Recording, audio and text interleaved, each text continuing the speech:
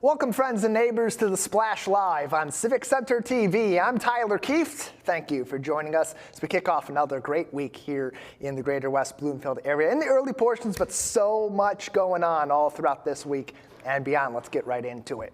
All throughout the year, greater West Bloomfield's most enthusiastic learners engage with the West Bloomfield Township Public Library for events, for book clubs, for seminars, and more, all supported in part by the Friends of the West Bloomfield Township Public Library and fundraisers such as their annual used book sales. Civic Center TV's Jake Schaff spoke to Rosalind Yerman from the Friends of the Library to learn more about this year's sale and this staple of the library that supports programs all throughout the calendar. Well, book sales are a staple of Friends groups, and they're so important because they're a community event that serves all members of the community. We offer fiction, nonfiction, puzzles, audiovisual materials, CDs, DVDs, audiobooks. If you want it, we likely have it, and we have an abundance of material for low prices. Now, not only that, but with book sales like this, it also makes reading a little more affordable for people, especially providing them with cheaper alternatives and cheaper selections for people to read to help build their own collections. 100%, because they can get books to read themselves, for their parents to read from them. Maybe someone's taking an SAT test and they want a study guide. It just, it supports what the library does and provides reading material, puts reading material into the hands of everyone for low and affordable prices. Well, the Friends of the Library hold two book sales, one in the spring, one in the fall. Spring book sale will be held on Friday, April 10th through Sunday, April 12th. Friday is preview night from 7 to 9 o'clock p.m. for Friends of the Library, and people can join at the door. Sale hours are 9 to 5 on Saturday, and then we end the sale with Bag Day from 12 to 3 on Sunday. Why is it so important to be implementing more and more of these events and these initiatives to help spread the love of reading throughout greater West Bloomfield? They're important because the goal of the library is to support the library, encourage literacy and a love of reading. So the more events that we can hold on our own or partner with community organizations on, the more we're able to fulfill that goal. People often say, well, I am a member of the library, and then we explain that the Friends are a separate group. Quite frankly, I want them to understand that we're a group that supports the library, and we encourage them to join us in that work. In addition to the fundraising that we do, we also fund a number of Friends-specific programs, from Talkin' Broadway to Music at Maine to What's Cooking. And information about all of that and how to become a friend can be found on the website, on social media, and in flyers in the library and in the Friend Shop. That website, wblib.org. And you can also follow the library across their social media, as Rosalind mentioned. It's at wblib.org or West Bloom LIB on Facebook and on Instagram, excuse me, for all the information you need to know on library programs, events coming up very soon, and those on their calendar later on in the year. Future heroes are clocking in for duty at West Bloomfield High School, learning life skills that could help them potentially save the lives of their family or others in their community, and maybe even turn into a career of service. Our team's Jake Schaff has the story. Right here in West Bloomfield, our first responders are hard at work teaching the next generation the many ways that this community stays safe. The West Bloomfield Fire Department has a fire club that meets every Wednesday courtesy of the West Bloomfield High School, where students and even some aspiring firefighters can learn crucial life-saving techniques and to see all of the essential equipment that the fire department uses up close. I had the chance to attend one of these fire clubs recently to see what they truly offer and what the students take away. Well, I was interested in going to the paramedic field and the firefighting field after I graduate, so this was just a nice opportunity to get some of the skills before I head to paramedic school and just get a little bit of practice and knowledge so I know what I'm headed in for. And what have been some of the biggest things you've learned as a part of this club so far? Some things I've learned here, I've learned a bunch of good knots. I've learned a bunch of moving tactics, like how to move people. I've learned a lot more first aid stuff, like basic life saving. And I learned a little bit of fire behavior. Well, I've learned a lot about like what I can have at my house to like be precautionary against like emergencies, and ways in my house that I should be thinking about if there is a fire, what can cause it, where I should be worrying about, how I should be like making sure my furniture is like accessible to like people coming in case of a fire. If it's easier to get in and out, and like just being prepared. And especially working closely with the West Bloomfield Fire Department and all these incredible firefighters, what is it like to gain this expertise and to gain this knowledge from some of our first responders firsthand? It's really fun because they're like all really fun people, and we do a lot of fun things, and they make learning about it really interesting and don't make it seem like, oh, this is obvious or things like that. It makes it really interesting, and they help encourage like me doing it because I did think about it last year, but I know that I can't commit to that. It's like a lot of work, and like I really respect them for like being able to commit to this life and like do the work. And it's nice to meet them and like understand who these people actually are, so that when there is an emergency, I'm not like scared to talk to the people, and like it makes it make them more human and less like, oh my gosh, it's like a firefighter. It was a thing last year, and now it's a thing this year. I hope it continues because, honestly, you can learn a lot of good skills on basic life-saving, basic first aid, basic, staying calm in a stressful situation.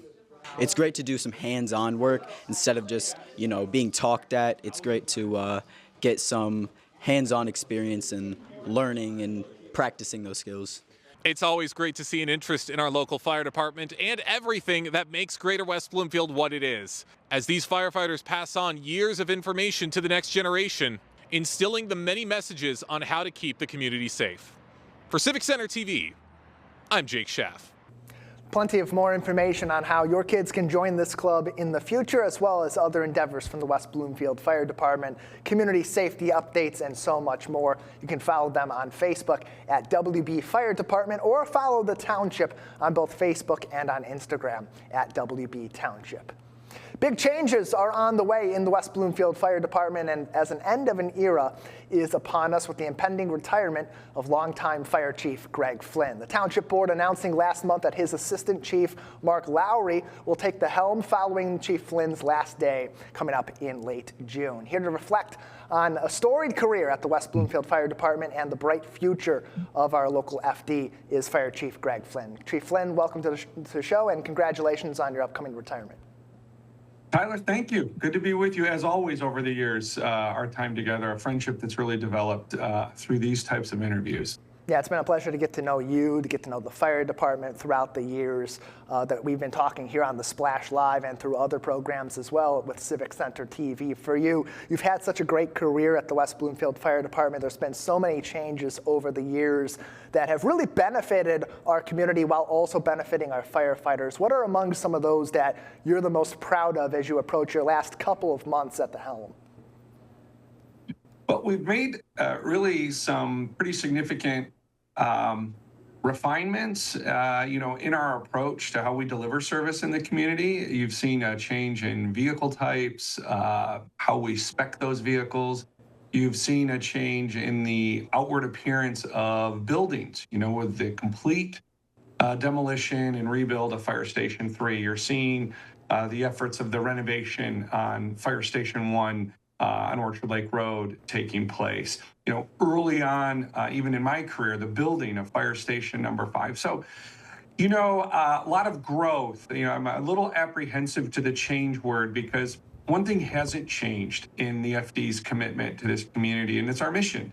And that mission will continue on long after me and whoever follows in the seat in the years and decades to come.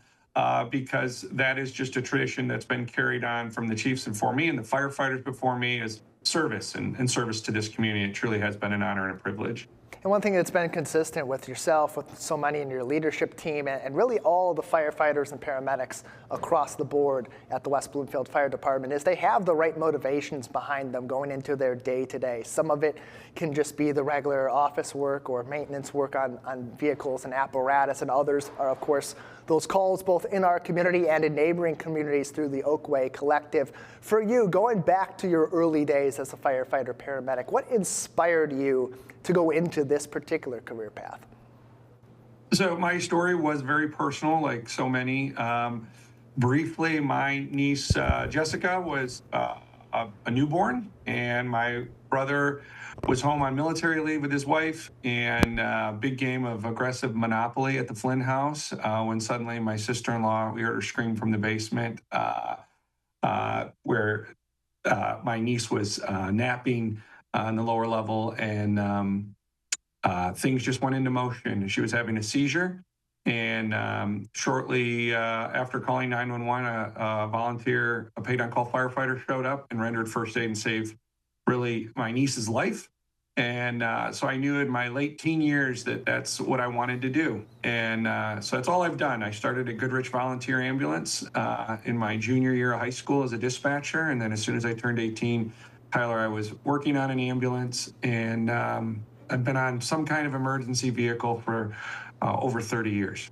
And it's a great accomplishment, too, because you get to see so many different angles of what goes into public safety, whether it is just individual firefighter, paramedic work, or, as you mentioned, the dispatch work, too. There's so many people and so many different layers that goes into keeping a community like Greater West Bloomfield, which includes 4 different municipalities, safe and partners with so many other communities. What now, as you're heading toward the exit of your career, do you hope that people in our community understand about what it takes to do the work that you and your colleagues do in 2026 to keep Greater West Bloomfield one of the safest areas in Michigan and across the country?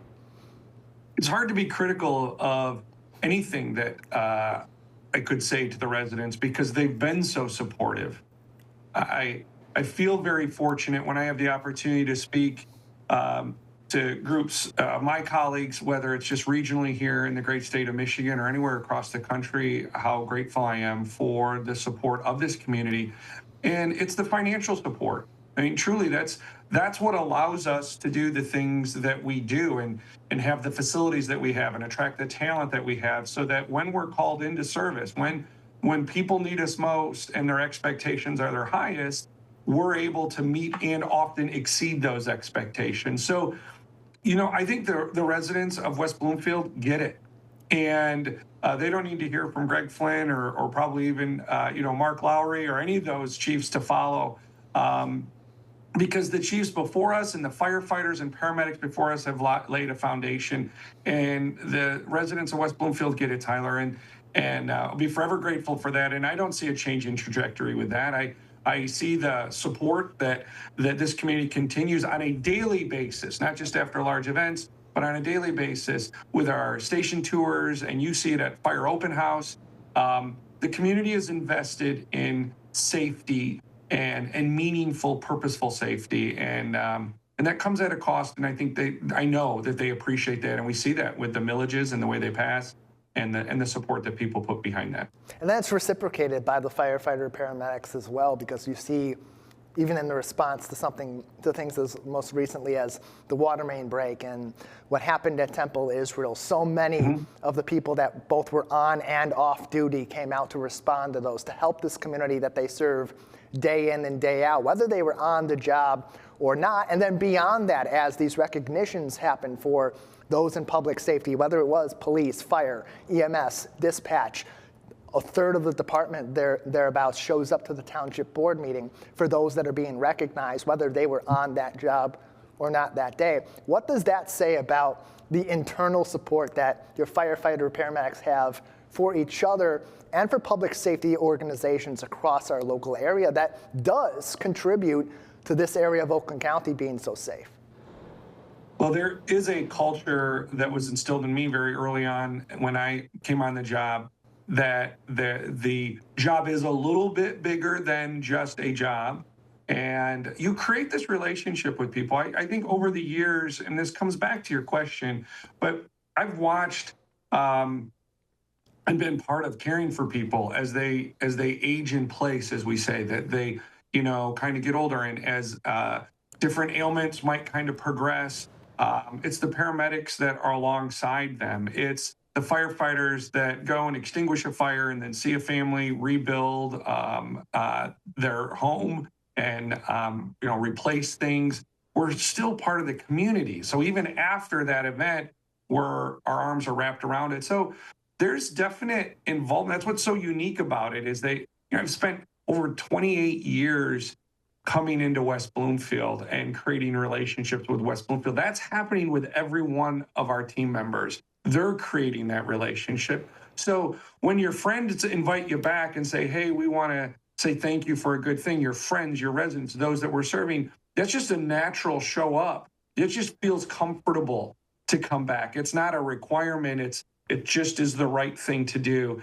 And I think that's what's unique about the WBFD. That's what's unique about working in this community, is that sense of belonging that comes with it. And with that is that commitment to show up for those important events. West Bloomfield Fire Chief Greg Flynn is joining us on the Splash Live today as he continues toward the end of June, which will install the end of his career as he heads into retirement after many years of service as our fire chief and so many more serving in the West Bloomfield Fire Department. Chief, the last several years, you've spent a lot of time outside of your work here in Greater West Bloomfield, helping to lift up firefighter paramedic organizations across the country, teaching them the best methods and best standards and practices so that they can continue to elevate their departments as West Bloomfield elevates theirs. How important of an effort was that for you, especially as you started to contextualize the final years of your career? Well, the things that I get to share is really highlighting the good work that the men and women here at the WBFD do, the commitment of the community that we talked about, the elected officials that are willing to listen and understand and then step into solutions, my fellow department heads that all play a very integral role into the success of emergency services and ensuring people have benefits and payroll and just all of the things that go into government operations. And so we share that message and the lessons I've been taught by colleagues, my trips and falls professionally where I could have done better, and sharing that experience and sharing the perseverance and the grit to move through even on days where we didn't meet expectations and we can do better, that you need to play through that you can't, get stuck in the time that things didn't go perfect, and how to persevere. And I will miss that. I will miss that about this job. While retirement is still a bit of a difficult word for me to hear because I don't see it that way, Tyler. I really see just starting to hit my stride. And I look forward to continuing that advocacy in the public safety sector and finding a way forward to continue to help people, especially after experiencing, something that is very difficult or traumatic in their life. And you've been able to do that too so consistently with your advocacy work for firefighters and those in public service through campaigns like the Yellow Rose campaign, helping to increase the awareness for the need for mental health support services across the firefighting profession, and especially here in our community. As you head into retirement, how is that something that maybe what about that makes you motivated for that next chapter, to be able to continue to help people in ways that maybe you're not able to do because of the day-to-day business of a chief, but you can do with the context of being a chief, being a longtime firefighter, and knowing the needs of these everyday heroes that are protecting our community? Well, I will tell you that Mrs. Flynn will never use the chief word. Because when I'm at home, I cut the grass just like everybody else and pick up after the dog and put the garbage out and load the dishwasher and all of those things. And I thank her for that, because that's the humility that comes with understanding the scope and the role that you sit in those different roles throughout the day. And so, as you highlighted, I look forward to continuing conversations on just enjoying life and finding harmony in your work, your professional and personal relationships and engagement and work-life balance that is so important. 11 years in the 5 Bugle seat here has been an enjoyable time. I truly have and grateful for the opportunity and the trust that the men and women here at the FD and the elected officials that appointed me into the position and have continued to support me in the role. So I'll continue to find a spot where people want to listen, or if they invite me in to have a conversation or to help solve a difficult problem, I definitely will lean into that. That's something my parents instilled in me. My parents that were at my badge pinning back in 1998. And I'm very much looking forward to my parents being at my last day on the job here at the end of June.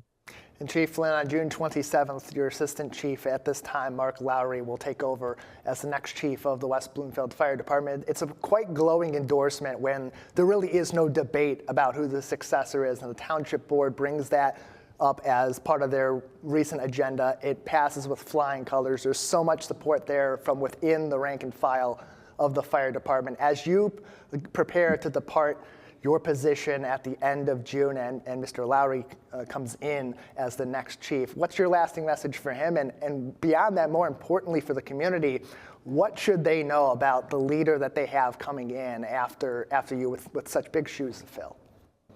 Well, he's chief number 20. And I couldn't be more proud of the human that Mark Lowry is, the chief that he will be for the men and women of the department and for the greater West Bloomfield community and the 4 communities that we serve. Mark is an individual that is committed, at times maybe even to a fault, with his commitment to detail and ensuring that things are meeting expectations. And I say that with a smile because he's usually here before I get here in the morning, and, leaving after I'm leaving, or, if something's supposed to be done in 3 days, it's done in, 3 hours. He is just an individual that's well organized. He's committed to the community. He always brings a smile into the room and energy. So I think there are going to be things that Mark is going to absolutely continue to build on. And then there will be the things that Mark will continue to improve and bring his touch and his expertise and his professionalism into that. And couldn't be more excited for him. And I think the community as a whole is going to be, he will exceed their expectations with his professionalism and his commitment to his position. Well, we're also excited for Chief Lowry, as well as for you, as you move on from endeavors close to home and more onto projects close to your heart as you head into retirement. Chief Flynn, thank you so much for your time today once again, and congratulations on your impending retirement. Can I just put this on real quick? No, Go okay. Blue. All right. Well, at the time we're doing this, it is Trash Talk Tuesday. I got to take it. Congratulations. Big winner over there. And you know what? You're still the chief. You're still the chief. Got to show some respect. Got to kiss the ring over here with your University of Michigan Wolverines and their national title. Thank you so much for joining us, albeit with a parting shot. Chief Greg Flynn from the West Bloomfield Fire Department. You can keep up to date with them, not with the Michigan Wolverines, but with the West Bloomfield Fire Department, a far better organization, in my humble opinion. Visit them on their Facebook page at WB Fire Department. More information from across West Bloomfield Township is on wbtownship.org.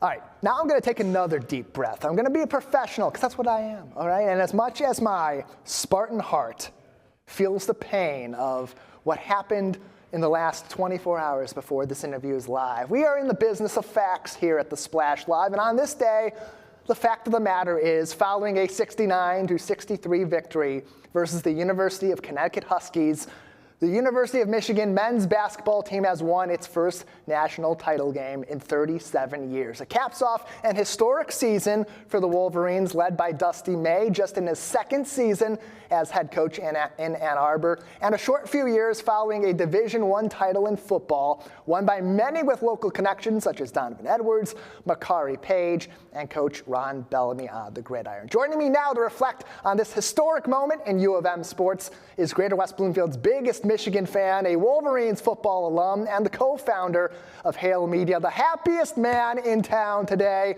along with one of the saddest men in town today. It's Doug Cohen joining us on the Splash Live. Thanks for coming on the show, sir. Well, thanks for having me. And yes, that was a whole lot of facts you just spit out. And it is great to be a Michigan Wolverine. Hail to the victors, leaders and best. Yeah, for so much of the year, we look at the calendar from a college basketball standpoint as January, February is so. And after the month of Izzo comes April, but I think at this point we're skipping straight to May after what Dusty May did in just 2 years at the University of Michigan. Doug, there's so much debate about the way that Dusty May has built this program into a champion in just 2 years. From your side of it, and I have a feeling I know what your opinion is on this, where's your take on the balance between building a program, building a team that lasts the years, in the age of NIL and in the age of paying players to transfer to your school? Well, I mean, listen, Dusty's done it in an incredible fashion. He mastered the current landscape, whatever you think of the current landscape, and it is broken. It is very messy. It's an overcorrection from what was really a problem and what was getting out of hand for years before there was NIL, when the money was getting bigger and bigger and bigger, and it got to the point where it started to feel more like exploitation of student athletes. And so now they can get paid, and it's exploded into this crazy, Charles Barkley had said, I used to call it the Wild Wild West, but at this point calling it the Wild Wild West would be a disservice to the Wild Wild West, because it's nuts. And I think we can all acknowledge that. But given that being the state of college basketball, you got to navigate that, and nobody did it better than Dusty May. He assembled an unbelievable roster, and he did it in a way where, it was a progression. Because last year he brought in a couple of big men, got us to the Sweet 16, won the Big Ten tournament, and did it in a way where he had two big men, Vlad and Danny Wolf, and turned those two players' games up such a level that it attracted other big men who wanted some of that magic and wanted to be able to increase their game. And he took a guy like Adai Mara, who was being underutilized at UCLA, and saw what Dusty did for Vlad and Danny and said, you know what, that's the guy I want to play for. So, Adai Mara could have gotten a lot of money at a lot of different places. Yeah. But Dusty is the big man whisperer at this point. He's done amazing things with big men in 2 seasons at Michigan. And not only did he go out and assemble a roster of talent, but, he had an eye for the talent that he knew he could fit together as pieces of a puzzle. And that takes a certain, mastery of the approach. And he got them all on a roster together and built a culture in a very short time of an unselfish team that loves each other, loves being here at Michigan, plays unselfishly. And this guy really created lightning in a bottle. Like, I don't know if, I've ever seen anything like it. I don't think anyone's ever seen it. Yeah, and there's something to be said, too, about, look, you can say, oh, well, he bought this championship team. It's not a real team. But at the same time, you have to look at it from the other side of it of, you can bring all these great players in. You can pay them tons of money to come to the University of Michigan. That doesn't mean it's going to be a cohesive unit. That doesn't mean it's going to be a consistent winner. And it doesn't mean that it's going to translate to the round of 64, the round of 68, the round of 32, 16, Elite Eight, Final Four, and a championship game. There is that process to it. And so, Doug, especially now as you have that pulse with Hail Media on how former players, former coaches, those connected to a program like Michigan feel, what's their thought on this new era that's taken over Michigan, a school that, much like my alma mater at Michigan State, does have a tradition of connecting with its players and building a culture where there is that familiarity, especially now in an era where, hey, look, the benefit is you win a title. The drawback is there may not be that strong connection that builds over 3 or 4 years. Yeah, I just think you have to adapt to it, and I think our alums have adapted to it. They just recognize this is the way it is. And I think the fact that these guys, these guys truly, from the moment they stepped on campus, they embraced being here. And I think that really, everybody welcomed them, and they enjoyed being welcomed. They enjoyed being at Michigan. I think the fact that they embraced it the way they did allowed us to get to know them in a short period of time and appreciate the type of ball they played and the type of team they really were. So I think everybody really appreciated that. there's a lot of teams that tried to bring in transfers. I mean, and if we're just talking about your alma mater, they brought in 4 transfers too. Yeah. Just as many as we did in this offseason. We just happened to bring in the guys that fit what we were trying to do and assembled them. Not just did it translate into Sweet 16 and Elite 8 and 5. It dominated. We dominated in historic fashion. I mean, going back to that trip out to Vegas when we blew away San Diego State, Auburn, and Gonzaga like they were nothing. I mean, we tore through the NCAA tournament with a bigger margin of points victory combined than anybody ever has, I think, in history. I think it was like 114-point differential. And so that's just, it's hard not to be excited and not appreciate it. And, you mentioned Hail Media. Listen, our basketball show on Hail Media is Go Blue Hoops, which is hosted by Tim McCormick. And we had just from this year's roster on the show, this year we had Will Cheddar, Adai Mara, Yaxel Lendeborg, Namari Burnett, Winters Grady, and Merez Johnson Jr. All those guys came on the show, and they all talked about Michigan, how much they love Michigan and their teammates and Dusty and the culture and how they play together. They didn't talk about themselves and their future and their NBA aspirations or the money, or they didn't really want to talk about any of that stuff. They wanted to talk about Michigan.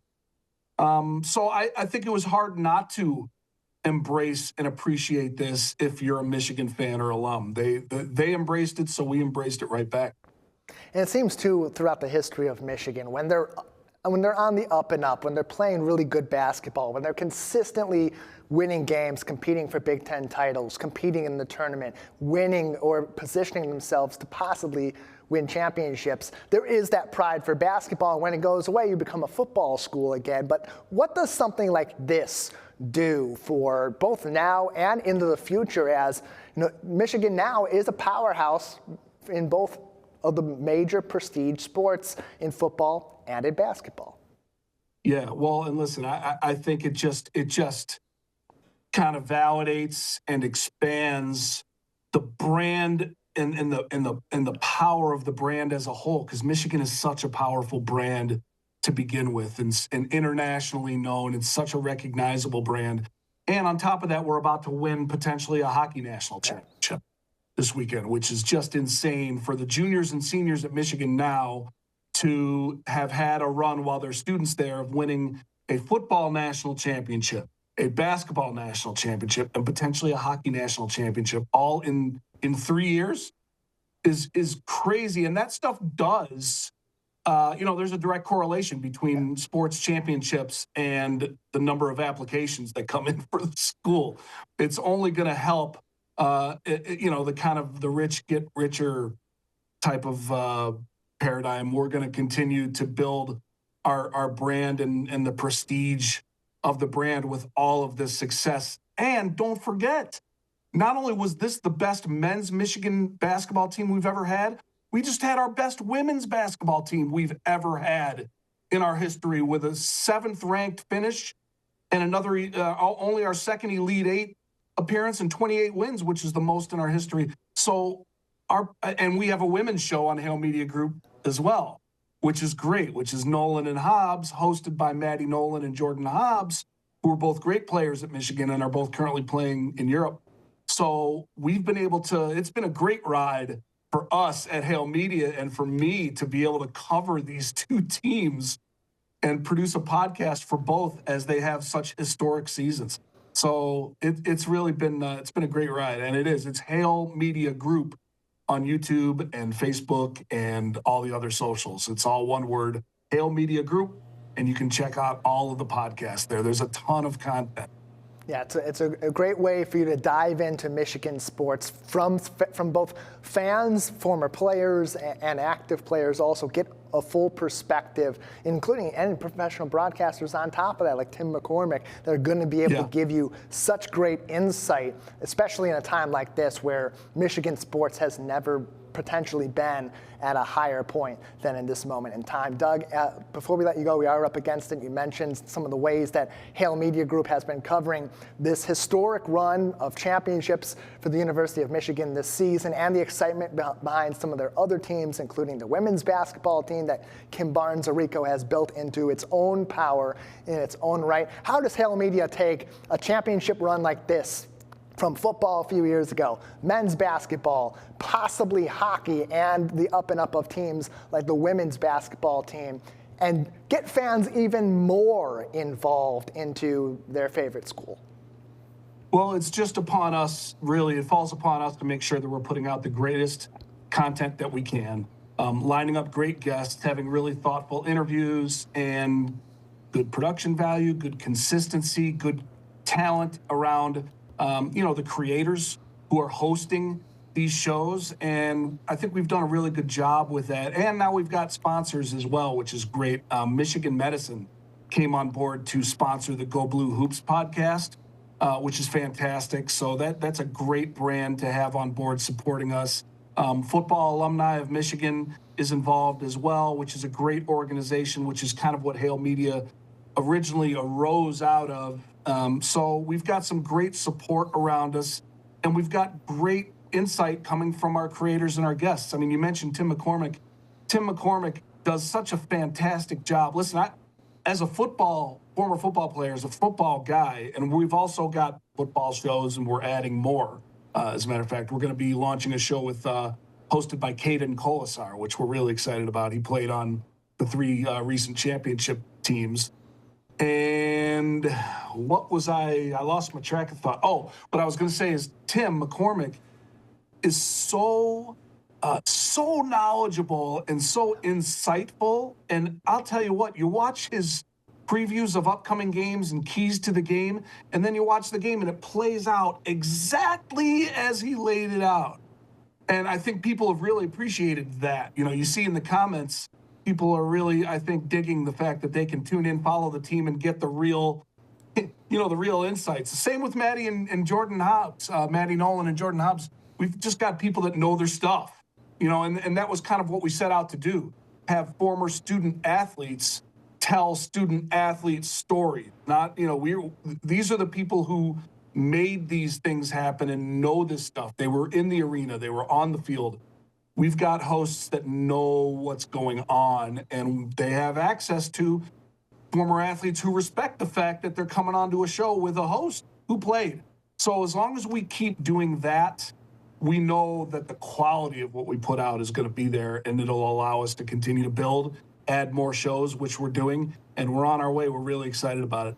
And keeping sports fun. That's what it's all about, too. So much today we see in media is the debate around our teams, and it gets so hostile when you have a group of fans who have been there and done that, are connecting with fans, are connecting with players. You get to really see why sports brings so many people together. Doug, want to thank you for coming on the show today. Appreciate your time as you celebrate the University of Michigan's men's basketball title, and of course, want to preview all your coverage on Hale Media. Thanks for joining us.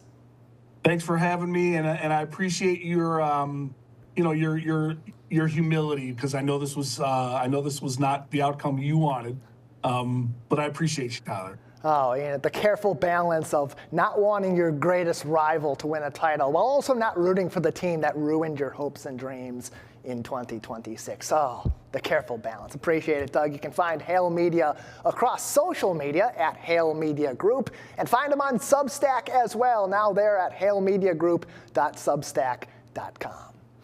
Schuler Books in West Bloomfield is celebrating Indie Bookstore Day, but not just with one day of festivities. They're making it an event with Signing Day Saturday and introducing you to independent authors at one of your independent local bookstores. Joining the Splash Live to read me in on the details is Elizabeth Boscher, the marketing coordinator at Schuler Books. Elizabeth, thanks for coming on the show today.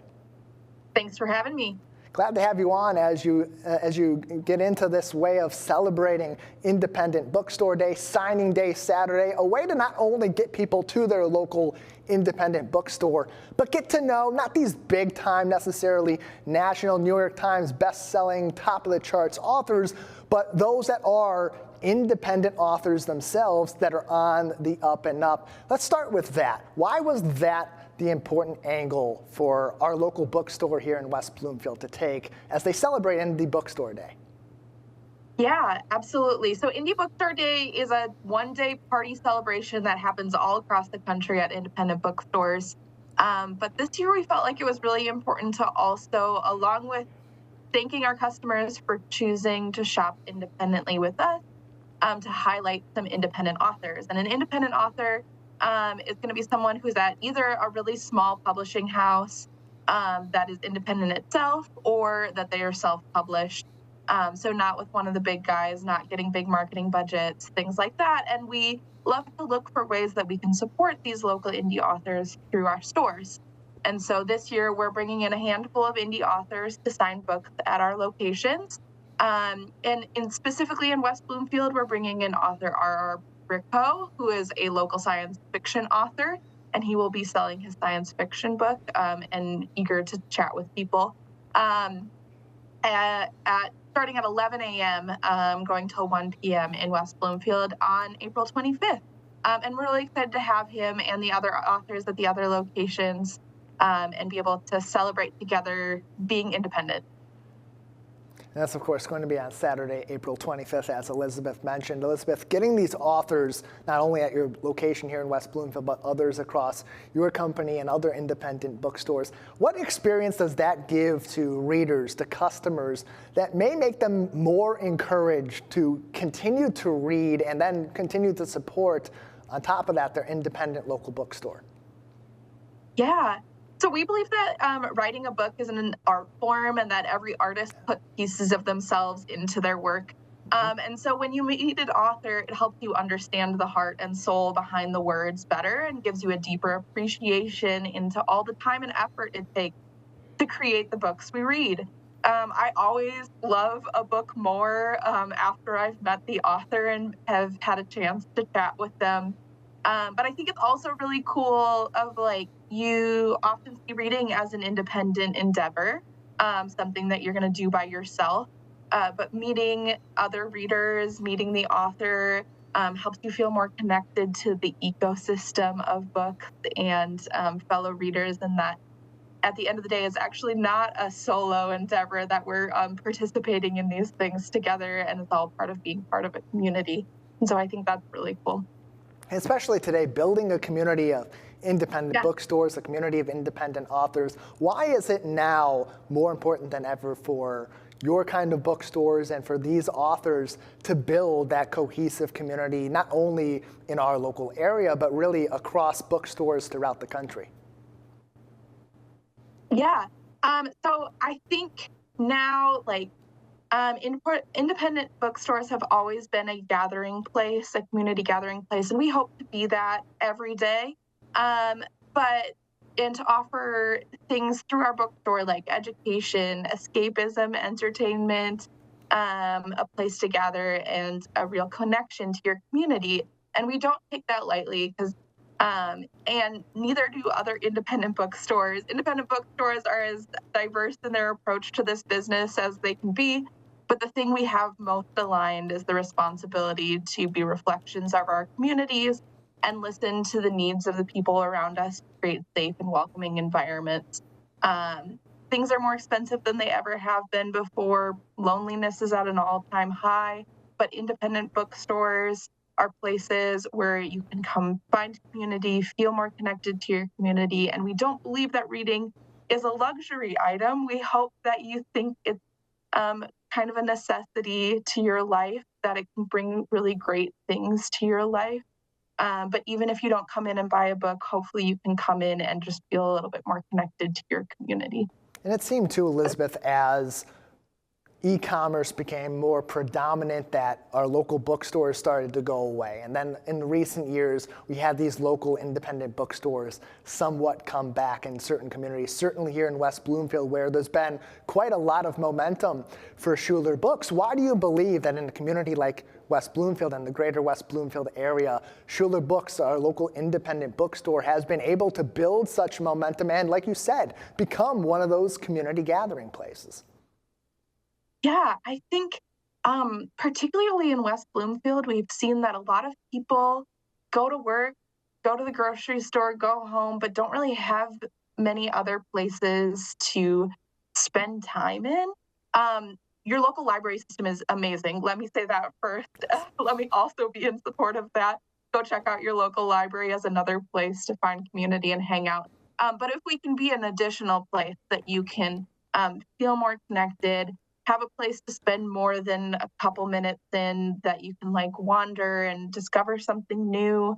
Unlike the grocery store, you're not always on a mission when you come into a bookstore, but we hope that you can just find good enjoyment and chat with a staff member. They're always eager to like talk about books with you, even if there's not other customers in the place, in the store when you're there. But anyway, yes, we've found great acceptance in West Bloomfield of who we are and what we're trying to bring to the community. And we're really excited about the momentum that we've been building there. And Independent Bookstore Day, Signing Day Saturday, these sorts of gatherings help to raise awareness for our independent local bookstores and get people out there.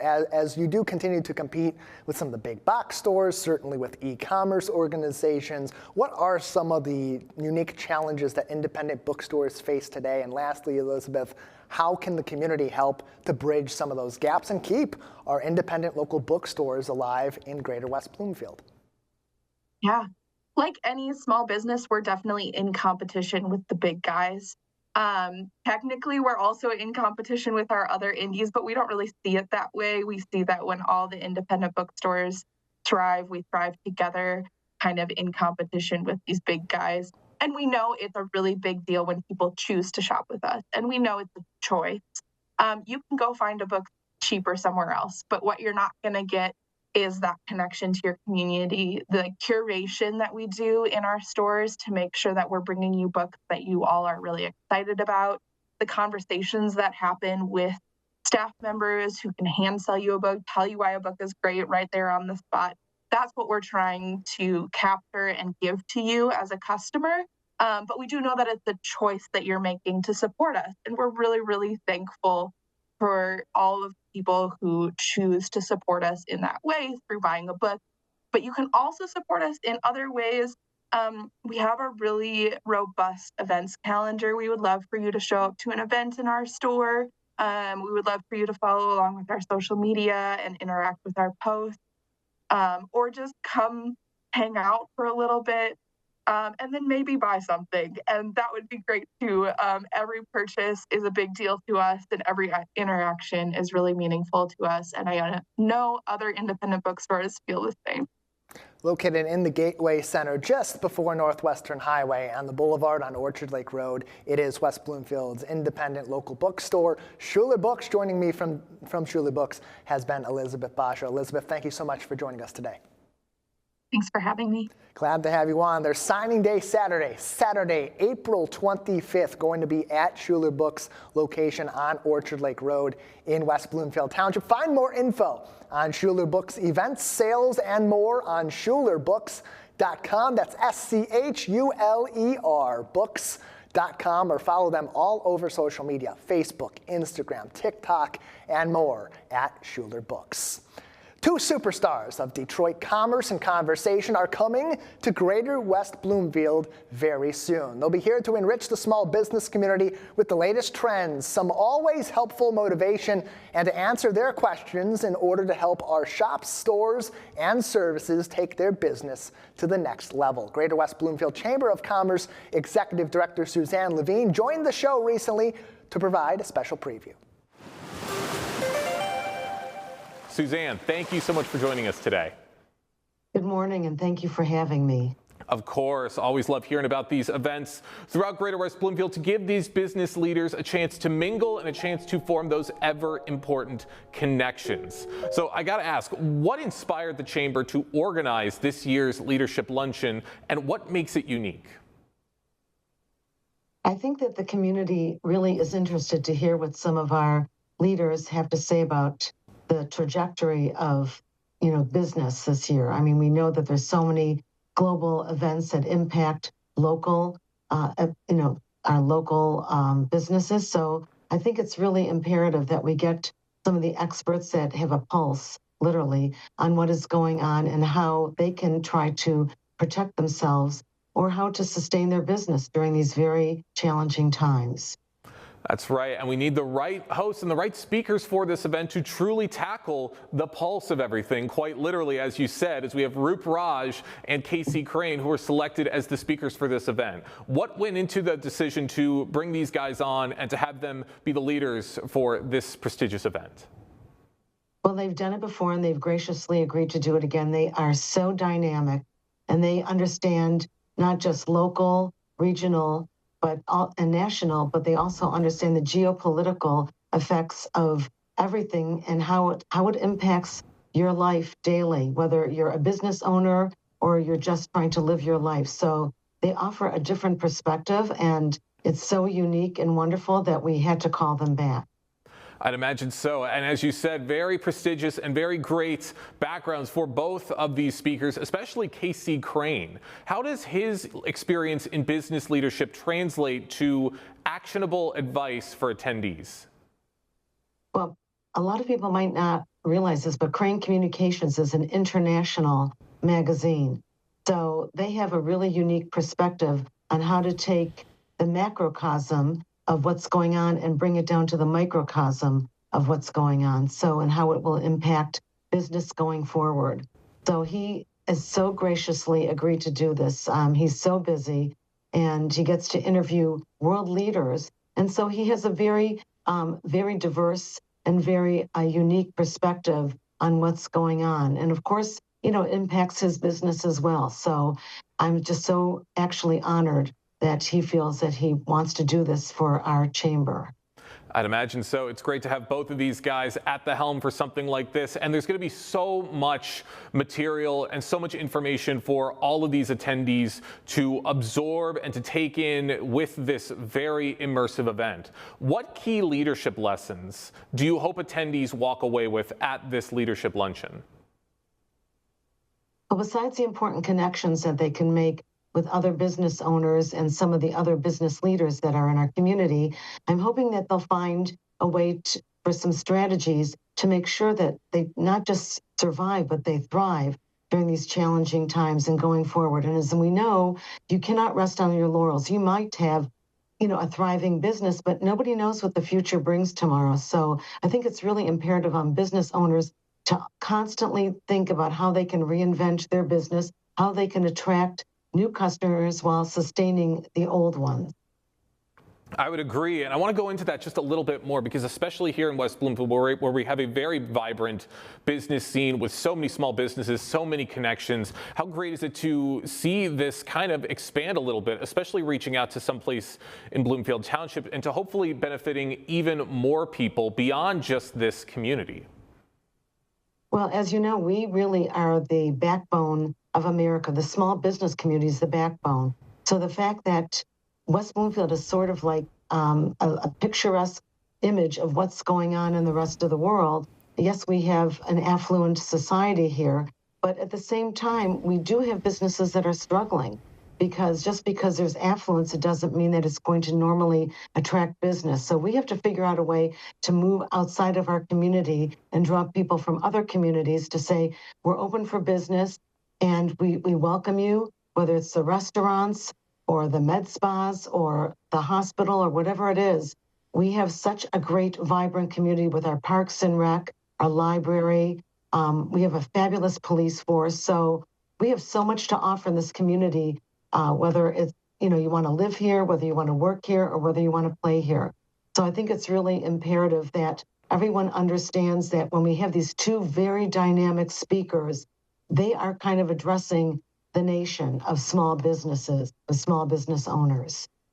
They're talking to everybody. They're reaching out to as many people as they possibly can and helping to make the community so much more of a better place, even better than it already is. For those just joining us on the Splash Live, I'm talking with Suzanne Levine, the Executive Director of the Greater West Bloomfield Chamber of Commerce, talking about this year's upcoming Leadership Luncheon, which is taking place on April 29th at the Wabi Country Club in Bloomfield Township, with featured speakers Casey Crane and Rup Raj. Great speakers and so much for for all of these residents and all of these attendees to take away from something like this. Why is it important for communities like West Bloomfield to invest in leadership-focused programming like this one?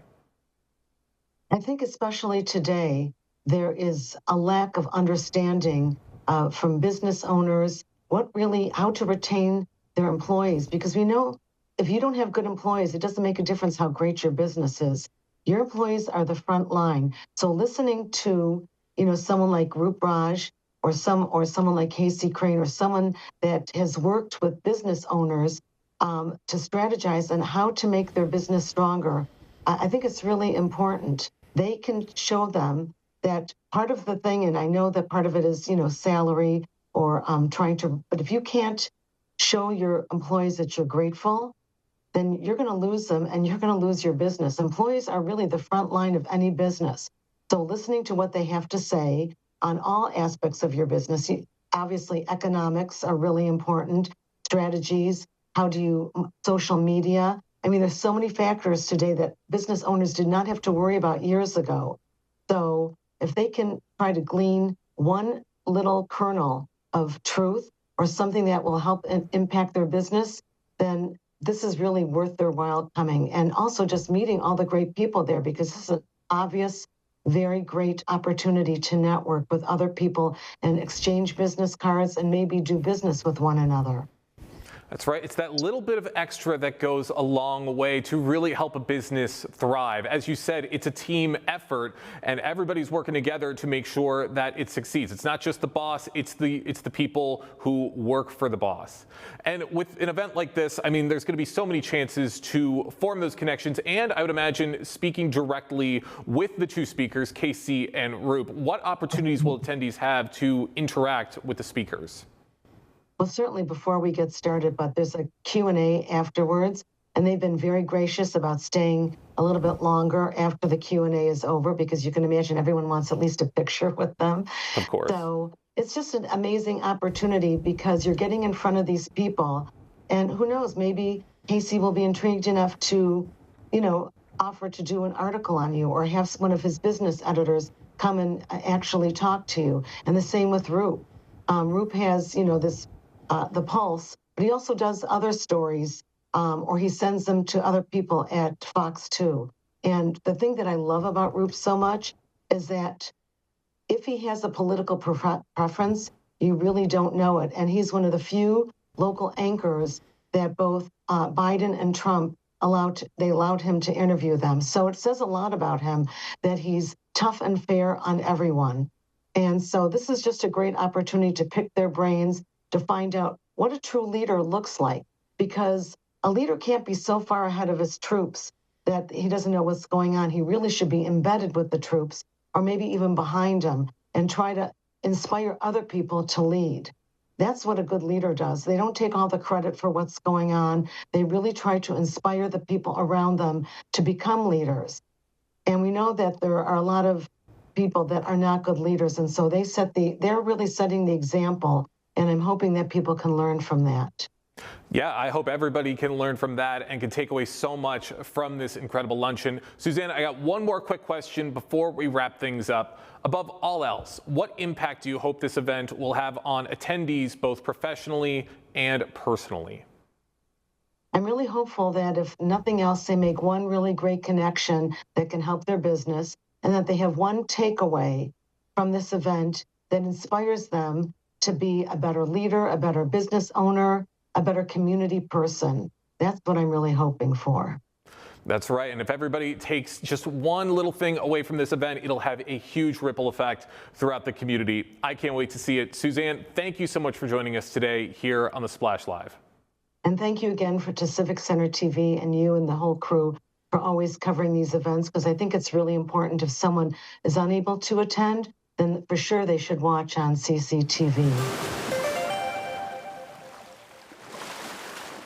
A great way to learn so many lessons from people who have had such success in their industries. Rup Raj in journalism and broadcasting, and of course Casey Crane in business as well as in publication, who will both be hosted by the Greater West Bloomfield Chamber of Commerce this month in April. Stay tuned on civiccentertv.com for our coverage as they teach our businesses here in our community a few lessons. And hey, look, you can learn a few things from them as well that could make your business or maybe your idea come to fruition right here close to home. That's going to be our show for today. I want to remind you that television that's close to home is always online on civiccentertv.com and across social media. Big thank you to our entire crew making the magic happen behind the scenes. Jake Schaff, Calvin Brown, of course, Jonathan Montgomery out in the field as well. And here's to you for being part of today's adventure alongside me. For our entire team, I'm Tyler Kieft. Live, local, social, this has been The Splash Live on Civic Center TV.